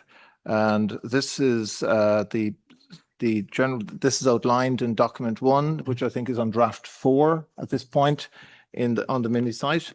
And it's on draft 6 at this point on the mini site, and we're considering decision 7.2 /2. So the first part of this agenda involves presenting the report from the subcommittee, which was reviewing the membership of the subsidiary bodies that are reporting to the Executive Council. And as the second Vice President, I had the pleasure of chairing that sessional committee, so I'll provide that report to you now and then ask Natalie to present the outcome of the work of that committee. So the report of the sessional committee to plenary involves the following. The sessional committee, I'll remind you, was initially recommended at the Bureau of the 83rd session in 2025 to review the membership of bodies reporting to the Executive Council with a more focused and structured approach. And it was first convened at the 80th session of the Executive Council, EC 80, to continue this objective. And the second Vice President chaired the committee, and in my capacity also as chair of the Technical Coordination Committee, we also oversee subsidiary bodies during our discussions in that committee. So the subcommittee held 2 meetings this week, one on Monday, the 22nd, and the second on Thursday, the 25th, which were attended by presidents of regional associations, as well as other EC members or their representatives and chairs or representatives of bodies reporting to the Executive Council. The committee reviewed draft decision 7.2/1 on the basis of its deliberations, which comprises in total 17 bodies, including the Task Force on Analysis of the JIU report and the drafting group of the Strategic Context and Foresight section of the Strategic Plan, which was just been established this morning by the WMO president. But these were not part of these last 2 bodies were not part of the committee's discussions. The committee therefore only reviewed 15 bodies reporting to the Executive Council within the context of their respective terms of reference. In addition to the technical expertise of the members of the bodies, the committee also considered the composition of bodies in terms of gender and regional representation and the extent, if any, to which such representation could be improved in the future. Following the adoption of the Youth Action Plan at EC 79, the committee also considered youth representation in an attempt to enhance youth engagement and participation in subsidiary bodies. The committee members also considered the principles and all these principles in relation to the composition of their bodies in the lead up to Congress and beyond for the establishment of new bodies and reconstitution of existing bodies. The committee also reiterated the importance of minimizing duplicative roles and functions within bodies, particularly for EC members, to facilitate a greater optimization in the functioning of bodies and members' participation. In addition, the committee continued to endorse the previous recommendation of EC members participating in a maximum of 3 bodies, recognizing that while this was not always feasible, particularly for members in ex officio roles, it was a reasonable goal. 9 out of 15 bodies were identified with vacant roles, at the beginning of the session, and 14 were completed. The subsidiary body that remains with a vacancy is the Vaisala Award Selection Committee. The chair of the selection committee, Dr. Mohapatra, proposed to the sessional committee that no new member be nominated to serve on the selection committee at this time, as it will not meet again before the 20th session of Congress, following which the membership will be re-established. All other changes have been reflected in track changes in the draft decision that is before you and is on the latest draft of document 1. So I now request the Secretariat, Natalie Burke, to present a brief analysis on the composition of these bodies, highlighting the regional and gender representation, which should serve as a basis for future and further monitoring and or improvement. Over to you, Natalie. Thank you, Chair. And so if we could just go to the next slide, please. So this, brief presentation is an overview of the membership of bodies reporting to the Executive Council. And this first slide here represents the single count basis, no duplications, and the number of EC members and experts that we have registered here is 140. So within this analysis and the combo chart on the left-hand side of the slide, we can see that Region 6 reflects the strongest regional representation in bodies with 24%. And that's the same level of representation of their overall membership in the council. Region 3 has the lowest regional representation across bodies with 8%. And an 11% representation in the council.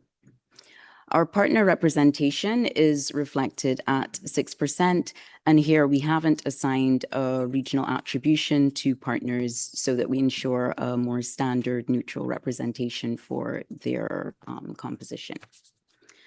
So from a gender perspective, which is reflected on the right-hand side of the slide, the total gender representation across the 15 bodies that were reviewed is 35% female.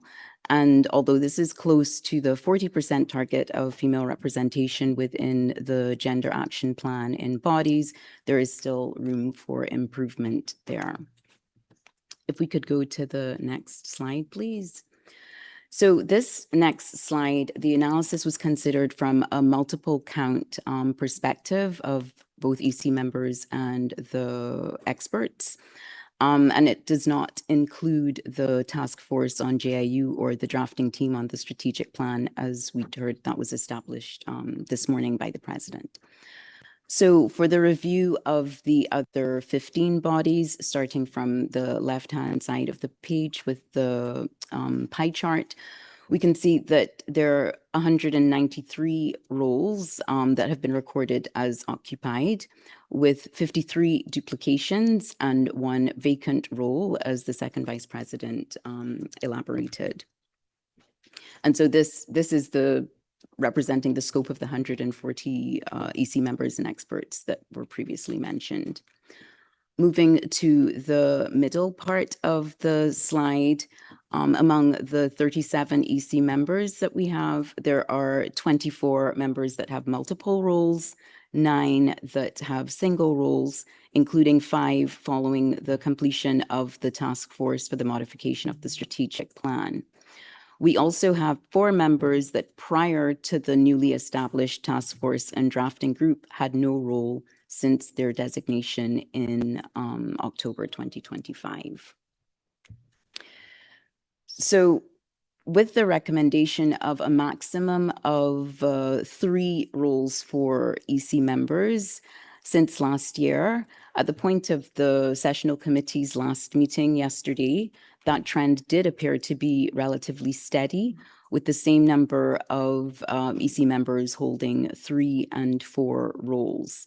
These numbers would, however, of course, be adjusted with the inclusion of the JIU task force and drafting team memberships. So given on the right-hand side of the slide now, and given the change in gender composition of EC from the last session to this session. From the last session, we did have 10 females and 27 males. We now have a slightly increased imbalance in the male to female ratio, which now reflects 9 females and 28 males within the council, with the corresponding 24 and 76% representations, respectively. So with this, Chair, these were the main elements considered in the composition of membership of these bodies. Thank you. Thank you very much. So we've had the report on the sessional committee activities and the presentation from Natalie. Thank you very much. And I'd like to thank the committee members for their good work and review and throughout the week in bringing the conclusion of this process for this Executive Council for your consideration.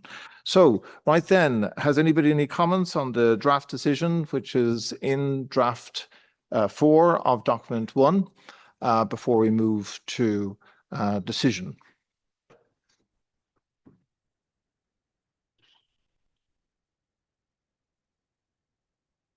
I don't see anybody seeking the floor. So I would like to propose that the EC, the Executive Council adopts this particular decision.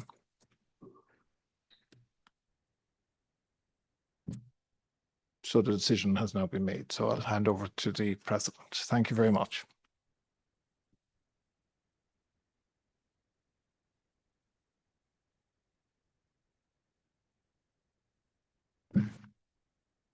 إذن ألف شكر للدكتور أوين وفريق العمل، والوقت يسمح لأن نأخذ 20 دقيقة استراحة قهوة. تفضل.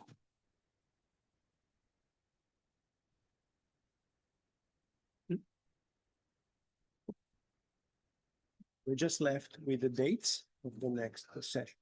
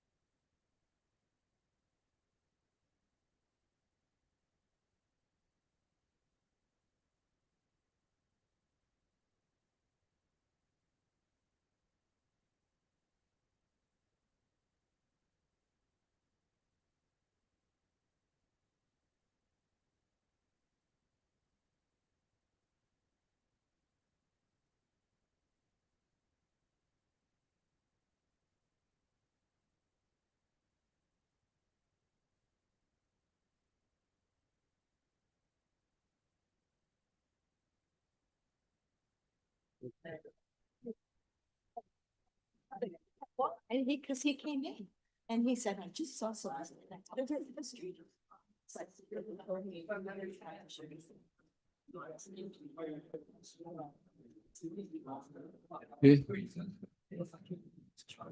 made a statement kind of the new CRP, not using recipes. مرحبا بكم مجددا. I mean, it was made worse. But maybe the essence of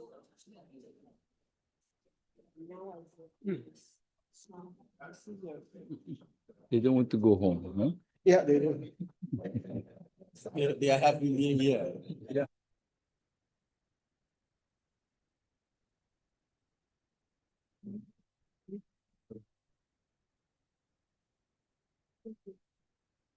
مرحبا بكم مجددا. قبل أن نبدأ أدعو نائب الرئيس الثاني ونائب الرئيس الثالث للتفضل معنا على المنصة.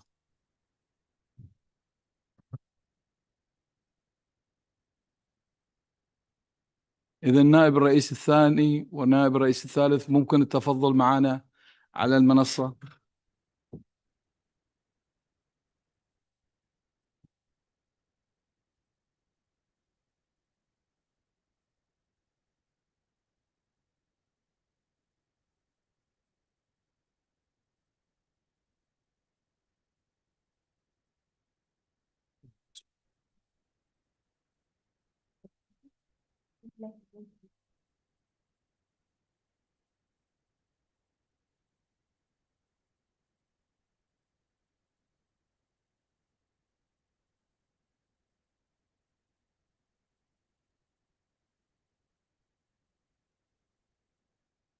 إذا ننتقل إلى البند 5.5 الاستعدادات للمؤتمر العشرين، والذي يتضمن ما يلي: الوثيقة 1، الملخص العام، جدول الأعمال وتنظيم الجلسة. مسودة المشروع للقرار 5.5/1. أدعو الدكتور ستيفانو لتقديم مسودة مشروع القرار 5.5/1. تفضل. Thank you very much, Mr. President. So I would like just to show a little bit in context the next sessions, and everyone is very impatient to start the next sessions. And therefore, let's start not please with the presentation. Can you please put the presentation? Yes, the next slide. Okay, so first of all, item 5.5 is about the next session of the Congress 20. There is a proposed date, which is from 14 to 25 June 2027 at the International Conference, Geneva. That, of course, will also be a hybrid session. With FINAC 48 to be held from 10 to 11 June 2027 here in the WMO headquarters, also hybrid session. So the important aspect is this is basically the only possibility, and we would need to confirm today through the CICG and the Swiss mission. So this is for your information as we get to the draft decision. Now, the sessions of the Executive Council are connected to these dates because EC81 has to happen at least 3 months before the session of Congress to be able to deliver to Congress its report and recommendations over the estimates prepared by the Secretary General. And of course, 82 has to follow Congress to take into account their resolutions. So EC81 was originally proposed as a virtual session in late February. We have nevertheless heard certain members for a preference for a physical session. So we are adjusting this proposal and suggesting that this session can be held from the 1st to the 5th of March 2027 here in the headquarters, also as a hybrid session. Preceded by FINAC 47 on the 26th of February, Friday, also here at the WMO headquarters. For the next session of the Executive Council, we would suggest to have it not immediately after Congress, just leaving a few days to allow the Secretariat to prepare well documents that are reflecting the decision of Congress. And this we would suggest to be held as a virtual session from the 5th to the 9th of July. So these are the dates. And then we can show you the draft decisions that can be together taken one after the other with the revised dates. But perhaps, Mr. President, first we can invite comments on this. إذا المجال مفتوح لملاحظاتكم.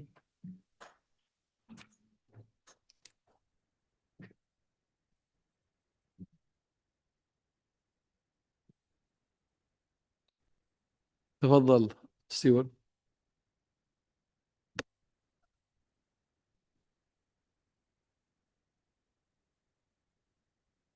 Thank you, Chair. Comfortable with those dates.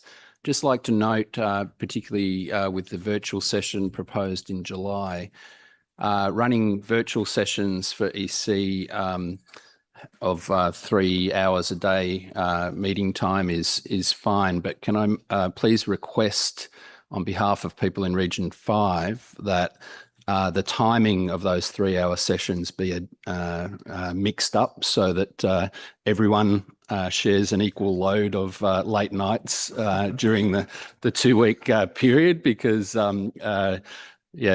2 weeks of midnight to 3 a.m. is too much to ask. So thank you, Chair. شكرا لك.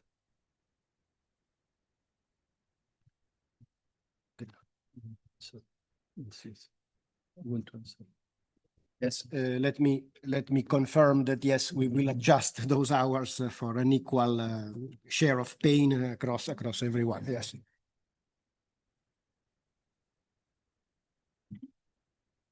Graham, تفضل. Thank you.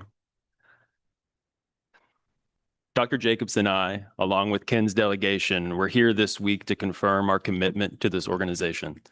WMO plays an absolutely critical role in the global weather enterprise to efficiently and effectively coordinate global observations and the exchange of its data among member states, without which National Met and Hydro Services could not perform our public safety mission. Dr. Jacobs and I fully understand this connection. We recognize the trying times our organization has been under as of late. Numerous hours have been spent determining how to position the WMO to sustain mission-critical core functions. We do not take that for granted, nor take it lightly how much work was done by members and the Secretariat. We appreciate the ongoing cooperation and partnerships facilitated by the WMO. The work yielded efficiencies and sharpened our focus on core mandates, which positions the WMO in the spirit of UN80 to demonstrate leadership among specialized and technical agencies in the UN system. That said, I just got news from the US that the US has approved the funds for our assessed contributions and will be paying our dues imminently. Perhaps this information helps inform how we move forward to plan for EC81.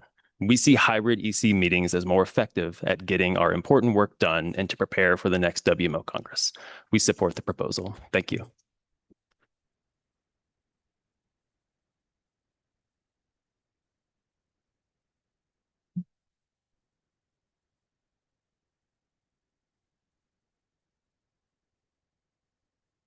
إذا نتقدم بالشكر لكم ولفريقكم على المجهود الذي بذلتموه في هذا الموضوع. شكرا لكم. شكرا. رور تفضل.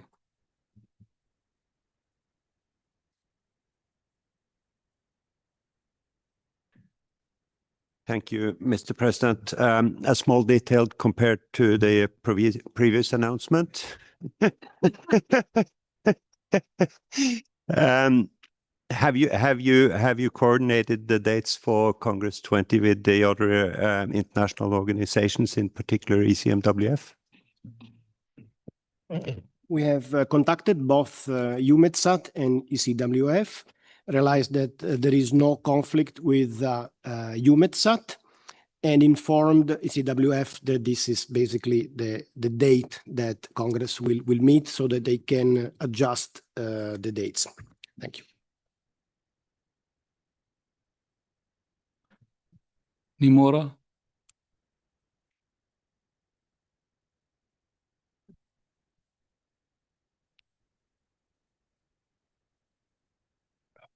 ألبرت تفضل.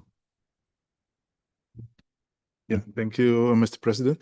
Yes, regarding going back to the EC 82, yes, it is important that we all will be able, as EC members or the new EC members, will be able to attend this meeting. But can you give us some more details about the time that you will start thinking of during this future meeting? Do you have already a time for that? Or do you have to consider also to think of a hybrid meeting for the EC 82? So some clarification I'm seeking right now. Thank you so much, Mr. President. Well, I would say that then these dates and modality can be proposed for adoption tentatively, and that EC 81 can take that decision with more reflection and set up the dates for EC 82, and if a virtual session, the timing can be considered looking at all the time zones of the 37 EC members and adjusted on the model of our organization that have shifting times across the 5 days. But this is not the ultimate decision. The decision will eventually be taken at EC 81, so this allows a little bit more of reflection and considerations of all the implications involved. Thank you.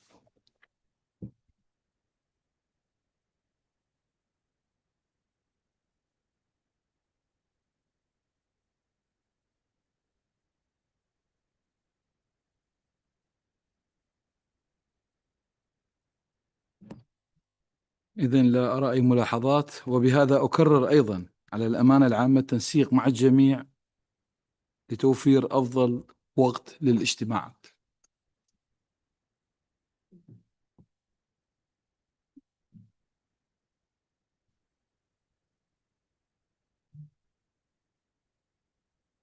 إذن بهذا نعتمد مشروع القرار، مسودة مشروع القرار 5.5/1.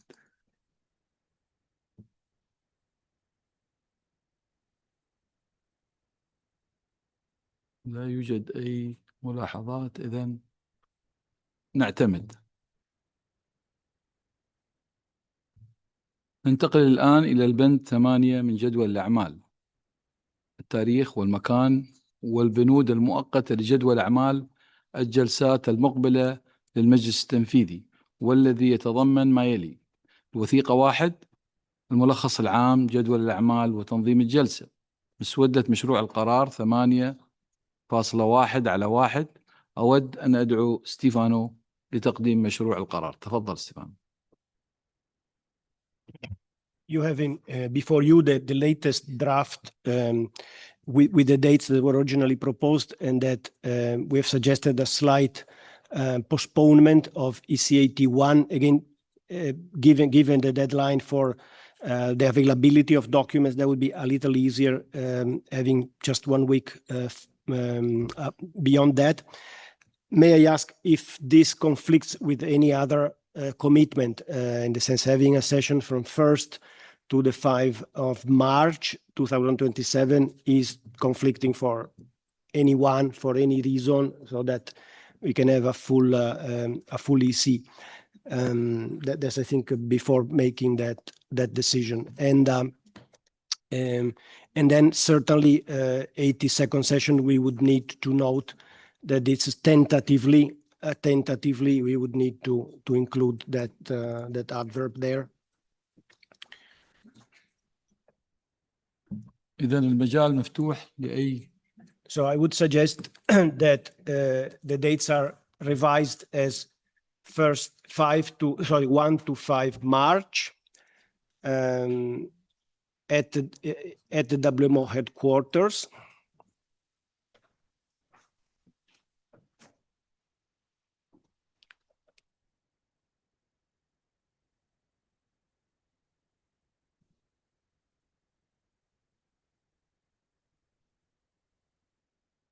And so this is at the WMO headquarters, yes, preceded by the 47th session of FINAC on 26 February. And then, of course, all the rest is just a comment, so that will be deleted. Also at the WMO headquarters. 27, also at the WMO headquarters, remove virtually, yes. Virtually, yes. And then in the second paragraph, B, I would say tentatively,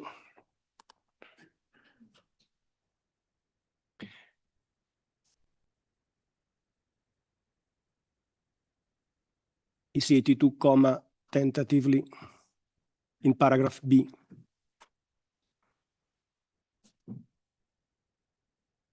Yes. So perhaps I repeat everything. Paragraph A, the 81st session, EC 81, from 1 to 5 March 2027 at the WMO headquarters, preceded by FINAC 47 on 26 February 2027, also at the WMO headquarters. All the rest will be deleted. And then paragraph B, the 82nd session, tentatively from 1 to 5, from 1, sorry, to 9 July 2027. 5 to 1, 5 to 9, sorry, 5 to 9, 5 to 9. Yes. Below that, you'll find a tentative list of the items. The dates will be again adjusted in the header of the table. And EC 81 will have naturally a richer agenda. Many items were already decided at this session. We will, of course, when we issue the notification with the provisional agenda, we will detail better this agenda. This remains at a generic level of macro items, while EC 82 naturally will have a more compressed agenda, which will largely focus on the implementation of Congress decision and in particular the preparation of the budget for 28-29. We can assume that certain decision of Congress, in particular around the structure of the organization that may be taken, will have obviously a need for a follow-up by the Executive Council, in particular possible adjustments to the subsidiary body structure, membership, and so forth. So this is really the purpose of main agenda item for EC 82. Thank you, Mr. President. شكرا ستيفانو. List, تفضل. Thank you very much and good morning, everybody. If we just go back to point B, yeah, we're saying it's tentative already from the 5th to the 9th of July. I would actually suggest you delete the reference to it being virtually at this point. You're going to make that decision at EC 81. You know, there are so many things in play here to actually, make a decision or imply a decision that it's going to be virtual at this stage is probably putting the cart before the horse a little bit. So I know it's just deleting a word, but that situation might well change now. The other thing, just to bear in mind as well, and again, this is just comments, this is not a proposal or anything like that. We've traditionally had EC straight after Congress, so for those people who are travelling from a long, long way away, only have to travel once, and basically, we meet twice. We have a Congress and then an EC. So if we were to go with EC being in person, EC 82, then I think you really would have to consider the viability of it coming straight off the back of Congress as well. So just comments, absolutely not recommendations. But if we're being nice and joined up here, I just think these are the sorts of things we need to be thinking about as we run up to EC 81 in March. Thank you very much.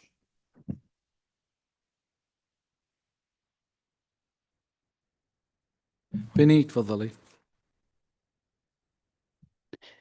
Thank you, Mr. President. And fully recognising the comments from PSERCOM, I think it's just worth emphasizing that currently UMETSAC Council is scheduled for the week immediately after the dates that we have just agreed for Congress, and that would be difficult for many members of RA6 who are members of Executive Council.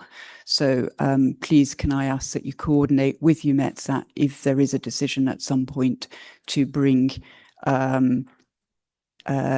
EC 82 forward as PCIRCOM has just proposed. Thank you.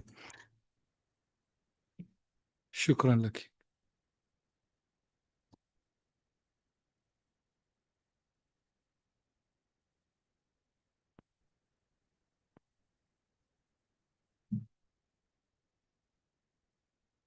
إذا أنا لا أتفق مع يان،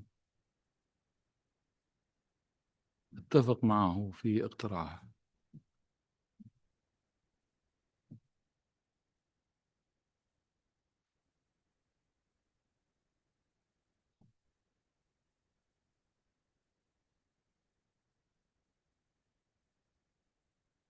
I understand that the proposal by the President of CERCOM is seconded by two other EC members to remove virtually at this stage. And I repeat, the final decision will be taken at EC 81. That's the fundamental point. But scoping the choices is, I think, an important moment now. It will be judged better later. Okay? Yes, yes. شكرا لك. وبهذا إذا نعتمد مسودة مشروع القرار 8.1 على 1.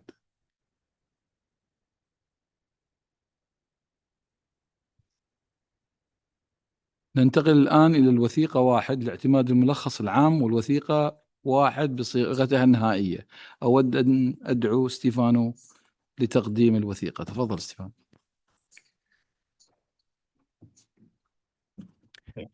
Thank you very much, Mr. President. So, as we know, we have gone through the adoption of all the draft decisions contained in document 1. This document, per tradition, practice of WMO, contains also a general summary, which is a short reflections of the session, mostly from the procedural point of view. So typically we include in this paragraph a summary of the interventions made up the opening by the President and the Secretary General, which you can see here. And as we proceed, we also see some basic information about the session, the fact that it worked in certain hours and that established 2 sessional committees for 2 particular agenda items. We typically complete this document with the number of resolutions and decisions that have been made, as well as add statistics about the participation. Given that one particular panel with invited experts was also taken during the session and not as a side event, paragraph 8 reflects the fact that the Council takes note of that interventions done at the panel. And of course, it concludes with the hour by which the session is formally closed by the President. So that's in essence the scope of the role of this summary. Thank you, Chair. شكرا لك ستيفانو. أي ملاحظات قبل اعتماد الوثيقة 1؟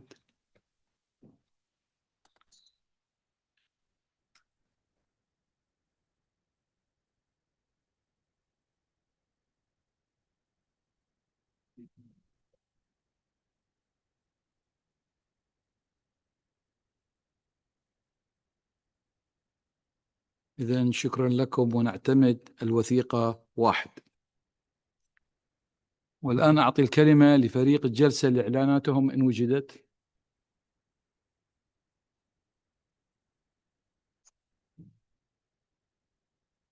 Thank you, Mr. President. We have no special announcements this morning other than letting all members know that the survey will be sent out to everybody and we appreciate feedback that you can provide. Thank you.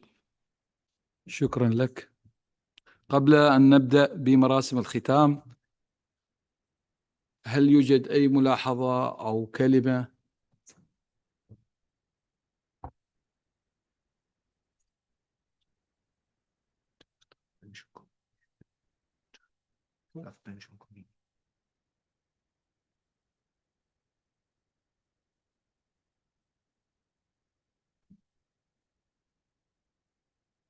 تفضل سيد مينغو. Gracias, señor presidente. Bueno, en aras de ser bien explícito, voy a tratar de resumir todo lo que implicó esta semana y la FINAC, agradeciendo primero la gestión suya, señor presidente, también de la secretaria general y de todo el staff, así como también todos los colegas, miembros del Consejo Ejecutivo y todos los que apoyaron este proceso. Entonces, infinitas gracias por dar un aliento, dar siempre un empuje, suelo decir también, ¿verdad? Ya que tenemos que hablar a veces en cuestiones atmosféricas, un flujo a este proceso que es OMM, que nos ayuda frecuentemente a ser no solo un punto en todas las relaciones internacionales, sino ser el punto atendiendo hoy todos los procesos atmosféricos que estamos viviendo. Entonces, yo creo que se merece, y quiero pedir por favor a mis compañeros del Consejo Ejecutivo, creo que se merece un aplauso toda esta gestión. Si puede ser, por favor.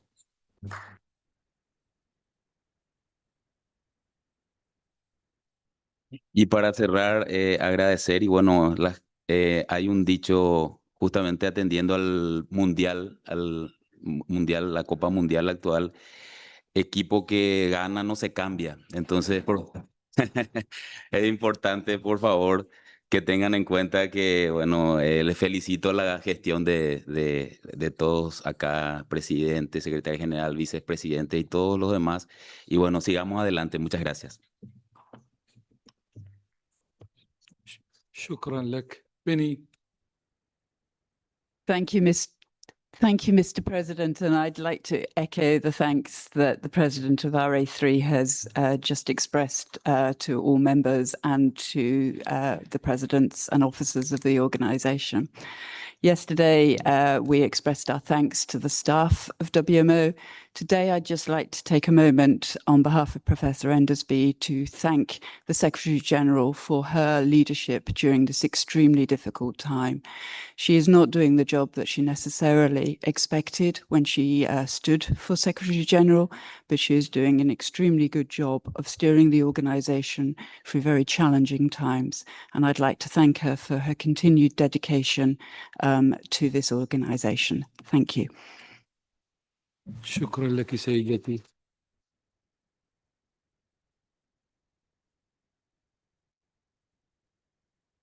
أديسة تفضل. Thank you, Mr. President. I want to make a statement since my first Executive Council that I witnessed and I participated. So I want to, of course, congratulate all the secretariat, the staff, and all the members. But also, I want to make a point. Looking at the WMO website, it stated weather, climate, and water. And there are no borders, probably except for waters, that divide this in this world where we live. And as Executive Council, so the 27 plus the 10 ex officio, we are here to support also the nation that we represent, and especially the nations that they are either small or they don't have the economical provision to assess what is happening, especially for weather, climate, and water. And I think we can change our policies, our strategy plans to make the organization more efficient and more effective. But I think it's important that one thing does not have to miss the trust in the organization, because if you have no trust in the organization, then it's a big work to do. So I think what we have done also with the documents, of course, we are putting a roadmap on the organization, and it's a long journey. But I think our responsibility here is also to have a trust of who embodies the organization here and works every day for all of the 193 nations part of the WMO. Thank you. شكرا لك سيدي، ونرحب بك في الانضمام إلينا. Lisk. Thank you, Mr. President. Echoing comments that have already been made, and just a reminder to everybody that the Circum session, that's Circum 4, will be taking place here from the 19th to the 23rd of October, and will include a technical conference on early warning services as well. So I'd encourage all members to publicise that event. That would be great. And also to reaffirm that both myself and the President of the Infrastructure Commission, got the Research Board Chair sat next to me as well, will be supporting those task forces moving forward, in particular the task force on the JIU recommendations. So I just want to reaffirm that point. Many thanks, Mr. President. شكرا لك، شكرا. فيفيتا رئيس الاتحاد الإقليمي الخامس.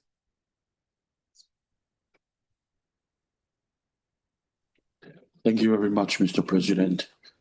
On behalf of the members of Regional Association 5, I would like to say thank you with great appreciations to you, WMO Secretary General, and all members of the EC Council. WMO RA5 reaffirms its support to the work being done. I wish to also acknowledge the presence of our team, our members in the room in Geneva. Thank you for the support given to our region and progressing the work of WMO forward in the near future. I also hoping to be there in person next time in our Executive Council meeting, but it has to be done. I am here to support, and with that, thank you so much with appreciation. Thank you. شكرا لك سيدي، شكرا.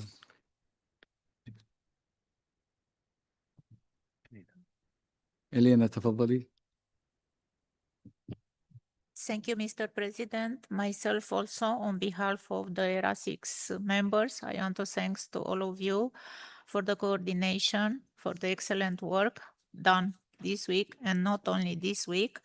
The team means all of us, WMO and its member, no matter woman and man. We are here to produce trust, to produce dialogue, sometimes criticism, but the results means construction today and tomorrow. Thank you once again to all of you. And I want to remind that also we prepare ERA 6 session phase 2 in September, 28 September to 2 July. And we are wait the members to in Romania. شكرا لك سيدتي.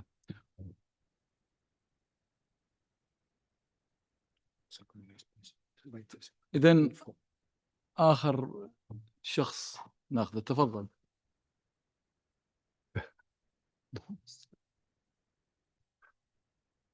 Thank you very much, Mr. President. Just to concur with Ian Lace as a president of CIRCOM, I can pass the information from Michel Jean that he's really devoted to support the work, especially of the team task force on JIU recommendation. And also, I would like to announce that the INFCOM 4th session is taking place just a month after the CIRCOM session. That means November 2026, and it would be crucially important to have a wide participation across domains and across regions to take the resolutions there. So if you can encourage your regions, your member states for the participation, that would be highly appreciated. Thank you very much.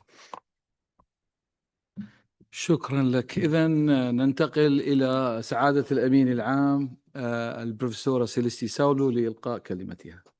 تفضل.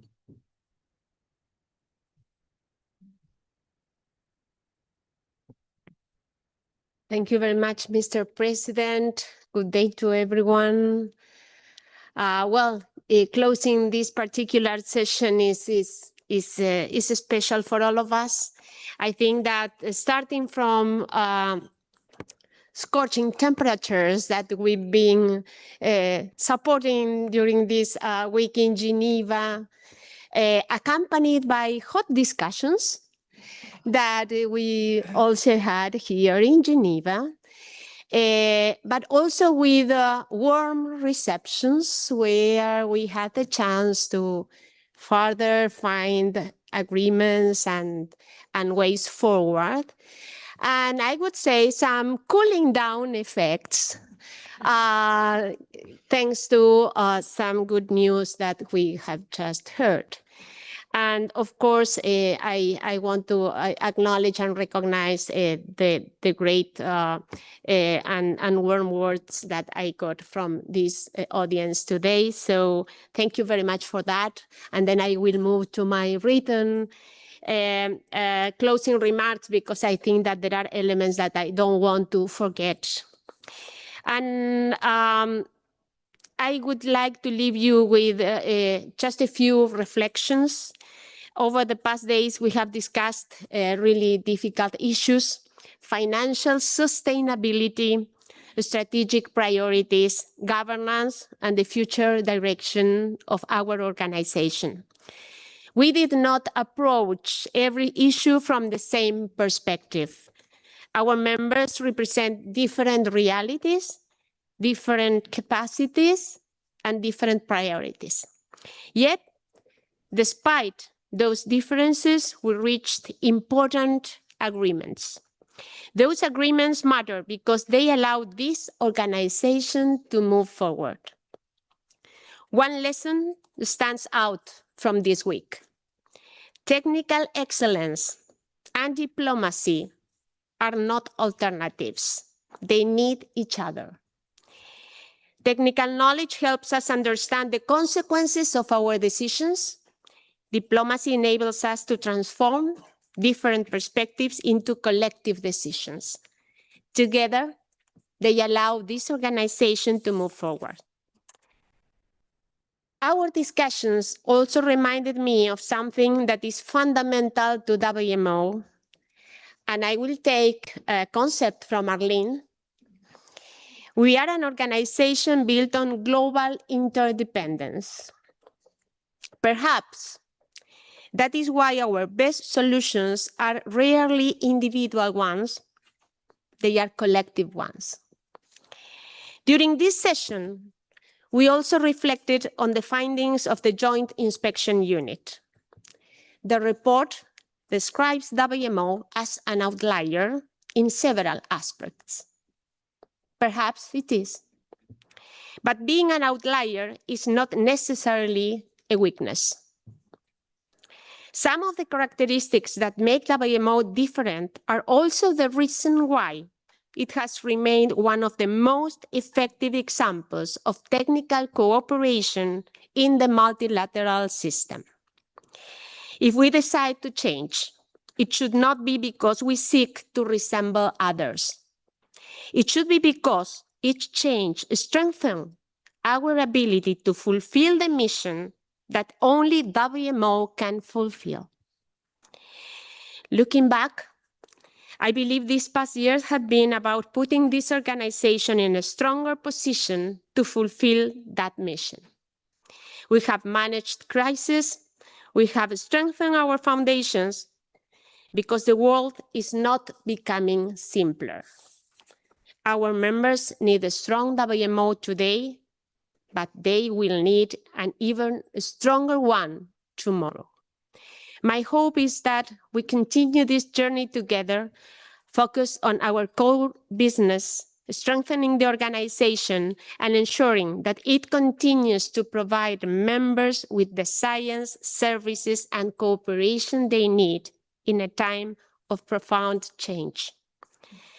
Finally, I would like to express my sincere gratitude to every single member of this council for your engagement, your openness, and your willingness to work together, even when discussions became difficult. And I am also deeply grateful for the generous words many of you have shared during this session. during the coffee breaks as well. It is a privilege to work with this remarkable community and an honor to serve an organization whose mission I believe in so deeply. I look forward to continuing our work together and strengthening this organization, advancing our shared mission. My thanks also to the Secretariat. Thank you for your professionalism, your resilience, and your commitment throughout this session and throughout this year. And to our interpreters, translator, conference teams, thank you. Your work is often invisible, but is essential. You help us understand each other. Thank you very much. I wish you all safe travels back home. Thank you.